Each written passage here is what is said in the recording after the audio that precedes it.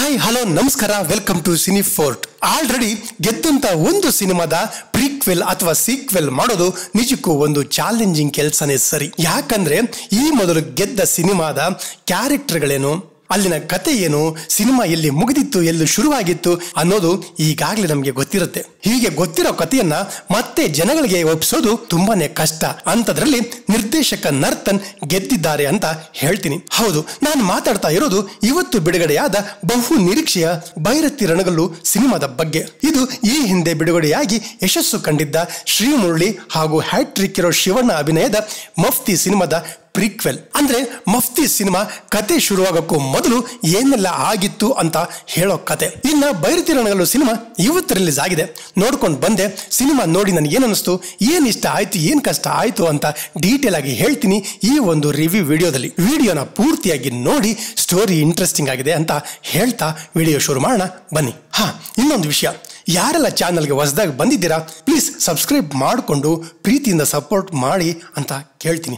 ಮಾಡ್ತೀರಾ ತಾನೆ? ಓಕೆ. ಇನ್ನ ಭೈರತಿ ರಣಗಲ್ಲು ನಿಮ್ಗೆಲ್ಲ ಗೊತ್ತಿರೋ ಹಾಗೆ ಸಿನಿಮಾದಲ್ಲಿ ನಮ್ಮ ಹ್ಯಾಟ್ರಿಕ್ ಇರೋ ಶಿವರಾಜ್ ಕುಮಾರ್, ರುಕ್ಮಿಣಿ ವಸಂತ್, ದೇವರಾಜ್, ಅವಿನಾಶ್, ಹಿಂದಿಯಿಂದ ರಾಹುಲ್ ಬೌಸ್, ಗೋಪಾಲ್ ದೇಶಪಾಂಡೆ, ಛಾಯಾ ಸಿಂಗ್ ನಂತಹ ಘಟಾನುಘಟಿ ಕಲಾವಿದರು ಕಾಣಿಸಿಕೊಂಡಿದ್ದು ಮಫ್ತಿ ಸಿನಿಮಾದ ನಿರ್ದೇಶಕ ನರ್ತನ್ ತಮ್ಮ ತಂಡದೊಟ್ಟಿಗೆ ಸಿನಿಮಾವನ್ನ ನಿರ್ದೇಶನ ಮಾಡಿರೋ ಸಿನಿಮಾ. ಇನ್ನ ಸಿನಿಮಾದಲ್ಲಿ ನನಗೆ ಇಷ್ಟ ಆಗಿದ್ದು ಅಂದ್ರೆ ಅದು ಅಲ್ಲಿನ ಬರವಣಿಗೆ. ನಿಜವಾಗ್ಲೂ ಬರೋ ಪ್ರತಿ ಸೀನ್ಗಳನ್ನ ತುಂಬಾ ನೀಟಾಗಿ ಸ್ಕ್ರೀನ್ ಮೇಲೆ ತಂದಿದ್ದಾರೆ. ಯಾರಿಗೆ ಎಷ್ಟು ಬೇಕೋ ಅಷ್ಟೇ ಸ್ಕ್ರೀನ್ ಸ್ಪೇಸ್ ಕೊಟ್ಟು ತುಂಬಾ ಸೆಟಲ್ ಆಗಿ ಡೈಲಾಗ್ ಗಳನ್ನ ಹೇಳಿಸಿರೋದು. ಇನ್ನ ಸಿನಿಮಾದ ಒನ್ ಲೈನ್ ಏನು ಅಂತ ನಿಮ್ಗೇನು ಹೇಳೋದು ಬೇಕಾಗಿಲ್ಲ, ಯಾಕಂದ್ರೆ ಮಫ್ತಿ ಸಿನಿಮಾ ನೋಡಿರೋ ನಿಮ್ಗೆಲ್ಲ ಅದರ ಬಗ್ಗೆ ಗೊತ್ತಿದ್ದೇ ಇರುತ್ತೆ. ಸಿನಿಮಾದ ನಾಯಕ ಭೈರತಿ ರಣಗಲ್ಲು ಚಿಕ್ಕ ವಯಸ್ಸಿಂದಾನು ಜನಗಳ ಕಷ್ಟಕ್ಕೆ ಸಹಾಯ ಮಾಡೋಕೆ ನಿಲ್ಲೋ ಅಂತ ಸ್ಟ್ರಾಂಗ್ ಮನುಷ್ಯ. ಅವನ ಎದುರಾಗಿ ಒಂದು ಸ್ಟೀಲ್ ಕಂಪನಿ ಮತ್ತು ರಾಜಕೀಯ ನಿಲ್ಲುತ್ತೆ.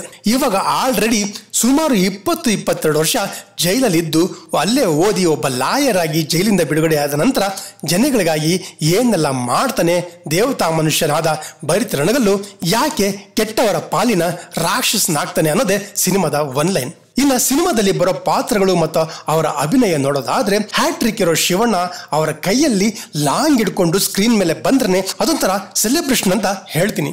ಇನ್ನು ರುಕ್ಮಿಣಿ ವಸಂತ್ ತುಂಬಾ ಸೆಟಲ್ ಆಗಿ ತುಂಬಾ ಕ್ಯೂಟ್ ಆಗಿ ಕಾಣಿಸ್ಕೊಂಡು ತಮ್ಮ ಸಹಜ ಅಭಿನಯದಿಂದ ಇಷ್ಟ ಆಗ್ತಾರೆ. ಇನ್ನು ಉಳಿದಂತೆ ಎಲ್ಲ ಕಲಾವಿದರು ತಮ್ಮ ತಮ್ಮ ಪಾತ್ರಗಳನ್ನ ಅಚ್ಚುಕಟ್ಟಾಗಿ ನಿಭಾಯಿಸಿದ್ದಾರೆ. ಹಿಂದಿಯಿಂದ ಬಂದ ರಾಹುಲ್ ಬೌಸ್ ಕೂಡ. ಇನ್ನ ಸಿನಿಮಾಗೆ ಮೇನ್ ಪಿಲ್ಲರ್ ಅಂದ್ರೆ ಅದು ಸಿನಿಮಾಟೋಗ್ರಾಫರ್ ನವೀನ್ ಕುಮಾರ್ ಐ ಅವರು. ಬರೋ ಪ್ರತಿ ಫ್ರೇಮಿಂಗ್ಗಳು ಸೊಗಸಾಗಿವೆ. ಲೈಟಿಂಗ್ ಕೂಡ ಇಂಡೋರ್ ಅಥವಾ ಔಟ್ಡೋರ್ಗೆ ಇರಬೇಕಾದಂತ ಲೈಟಿಂಗ್ ಅನ್ನ ತುಂಬಾ ನೀಟಾಗಿ ತೋರಿಸ್ಕೊಟ್ಟಿದ್ದಾರೆ. ಚಿಕ್ಕ ಹುಡುಗ ರಣಗಲ್ಲು ಜೈಲಿಗೆ ಹೋಗೋಕ್ಕೂ ಮುಂಚೆ ಮನೆ ಹತ್ರ ಮಾತಾಡಬೇಕಾದ್ರೆ ಮಾಡಿರುವಂತ ಲೈಟಿಂಗ್ ನಿಜವಾಗ್ಲೂ ಸಿನಿಮಾ ಪೂರ್ತಿ ಅವರ ಲೈಟಿಂಗ್ ಅಂಡ್ ಫ್ರೇಮಿಂಗ್ಗಳು ಚಿಂದಿ ಡೀಟೇಲಿಂಗ್ ಸಪೋರ್ಟ್ ಮಾಡಿದೆ. ಇನ್ನ ಅದಕ್ಕೆ ಸರಿಯಾಗಿ ಮಾಡಿರೋ ಸೆಟ್ ವರ್ಕ್, ಬಳಸಿರೋ ಪ್ರಾಪರ್ಟಿಗಳು ಕೂಡ ಸಪೋರ್ಟ್ ಮಾಡಿದೆ. ಇನ್ನ ದಿಲೀಪ್ ಸುಬ್ರಹ್ಮಣ್ಯ ಅವರ ಎಡಿಟಿಂಗ್ ಕೂಡ ನೀಟಾಗಿದೆ. ರವಿ ಬಸ್ರೂರು ಅವರು ತುಂಬಾ ದಿನಗಳ ನಂತರ ಕಮ್ ಬ್ಯಾಕ್ ಮಾಡಿದ್ದಾರೆ ಈ ಸಿನಿಮಾದ ಮೂಲಕ ಅಂತ ಹೇಳ್ತೀನಿ. ಈ ಹಿಂದಿನ ಅವರ ಕೆಲವು ಸಿನಿಮಾಗಳು ಅಷ್ಟೇನು ಮಜಾ ಕೊಟ್ಟಿಲ್ಲ, ಬಟ್ ಇಲ್ಲಿ ಅವರ ಸಂಗೀತ ಮತ್ತು ಸೌಂಡ್ ಡಿಸೈನ್ ಸೊಗಸಾಗಿದೆ. ಇನ್ನ ಸಿನಿಮಾದಲ್ಲಿ ನನಗೆ ಕಷ್ಟ ಅಂತ ಜಾಸ್ತಿ ಏನಿಲ್ಲ. ಸಿನಿಮಾದ ಫಸ್ಟ್ ಹಾಫ್ ನಲ್ಲಿ ಮೊದಲ 20 ನಿಮಿಷಗಳ ನಂತರ ಸಿನಿಮಾದ ಸ್ಪೀಡ್ ಕಡಿಮೆ ಆದಂತೆ ಆಯ್ತು. ಯಾಕೋ ಸೀನ್ಗಳು ಸಾಗ್ತಾ ಇಲ್ಲ ಅಂತ ಅನಿಸ್ತು. ಅದನ್ನ ಬಿಟ್ರೆ ಅಂತಹ ಕಂಪ್ಲೇಂಟ್ಗಳೇನಿಲ್ಲ. ಇನ್ನ ಇಂಟರ್ವೆಲ್ ನಲ್ಲಿ ಬರೋ ಫೈಟ್ ನಿಂದ ಹಿಡಿದು ಸಿನಿಮಾದ ಕೊನೆ ತನಕ ಎಂಗೇಜಿಂಗ್ ಆಗಿ ಸಾಗತ್ತೆ.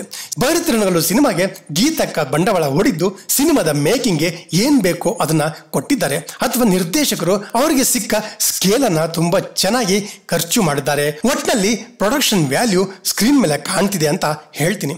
ಒಂದ್ ರೀತಿ ಸ್ಯಾಂಡಲ್ವುಡ್ಗೆ ಹಿಡಿದಿದ್ದ ಸೋಲುಗಳ ಭೂತವನ್ನ ಓಡಿಸೋಕೆ ನರ್ತನ್ ಅವರ ಭೈರತಿ ರಣಗಲ್ಲು ಬಂದಿದೆ ಅಂತ ಹೇಳ್ತೀನಿ. ಇನ್ನ ಸಿನಿಮಾ ಥಿಯೇಟರ್ ನಲ್ಲಿ ಮಜಾ ಕೊಡ್ತಾ ಅಂತ ಕೇಳಿದ್ರೆ ಖಂಡಿತವಾಗಿ ಥಿಯೇಟರ್ ಎಕ್ಸ್ಪೀರಿಯನ್ಸ್ ಮಜಾ ಕೊಡ್ತು. ಇಡೀ ಫ್ಯಾಮಿಲಿ ಥಿಯೇಟರ್ಗೆ ಬಂದು ನೋಡಬಹುದಾದ ಸಿನಿಮಾ ಅಂತ ಹೇಳ್ತೀನಿ. ಇದಿಷ್ಟು ಭೈರತಿ ರಣಗಲ್ಲು ಸಿನಿಮಾ ನೋಡಿ ಹೇಳಬೇಕು ಅಂತ ಅನಿಸಿದ ನನ್ನ ವೈಯಕ್ತಿಕ ವಿಚಾರಗಳು ಮತ್ತು ಅಭಿಪ್ರಾಯವಾಗಿತ್ತು. ನೀವು ಈಗಾಗಲೇ ಸಿನಿಮಾ ನೋಡಿದ್ರೆ ನಿಮ್ಮ ಅನಿಸಿಕೆ ಅಭಿಪ್ರಾಯವನ್ನ ಕಮೆಂಟ್ ಮಾಡಿ ತಿಳಿಸಿ ಅಂತ ಕೇಳ್ತಾ ಈ ವಿಡಿಯೋ ನಿಮಗೆ ಇಷ್ಟ ಆಯ್ತು ಅಂತ ಭಾವಿಸ್ತೀನಿ. ಇಷ್ಟ ಆಗಿದ್ರೆ ಒಂದೇ ಒಂದು ಲೈಕ್ ಹಾಕಿ ಪ್ರೀತಿಯಿಂದ ಸಬ್ಸ್ಕ್ರೈಬ್ ಮಾಡಿಕೊಂಡು ಸಪೋರ್ಟ್ ಮಾಡಿ ಅಂತ ಕೇಳ್ತಾ ಮತ್ತೆ ಸಿಗೋಣ ಮುಂದಿನ ವಿಡಿಯೋದಲ್ಲಿ.